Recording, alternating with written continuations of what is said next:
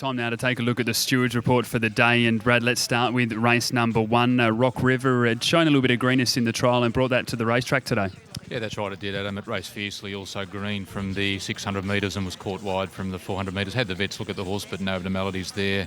Musical Saxon, it failed to muster early pace, and we were told by trainer Phil Human later in the day that it was shin sore, so it'll now be sent for a spell. In race number two, we had Hot Goods, who was coming into the race undefeated, but she got herself into a bit of a speed battle out there with Crypto Kid through the early stages. Yeah, that's right. And just looking at the times, they did probably go 6 to 7 lengths quicker than the average speeds would show us from our information. And Crypto Kid was probably the main cause of that, although Hot Goods didn't settle and wanted to race a bit keenly. Lucy Warwick put forward from about the 600 metres, got its head up and over-raced. She said although there was some pressure there, it was slightly disappointing, and Justin Warwick also said the same. He was going to have some blood samples taken from Hot Goods. Clint Johnson Porter put forward that Crypto Kid it needs to be allowed to stride forward. Trainer Martin Knox said this horse has choked down previously, if steadied, so the tactics were to let it stride along.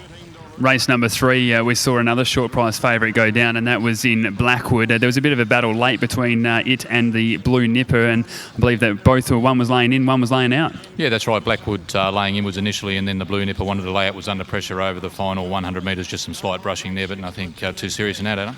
In race number four, we couldn't help but notice William Pipe making a move at the top of the straight, and although we saw Andy's boy dropping off a little bit, he almost did cut off that galloper. Or what did you make of that incident?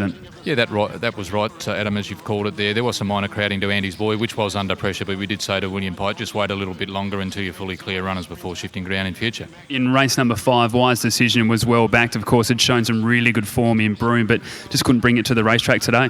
No, it didn't today, and it was well thought of in the betting market. We had the vets look at the horse, but no abnormalities. Trainer Dave, Darren Pateman put forward that it wanted to lay outwards, so we might see a bit change on it. Universal Moon, it bungled the start, lost about 3 lengths there, Adam, and also had difficulty getting clear into about the 200 metre mark.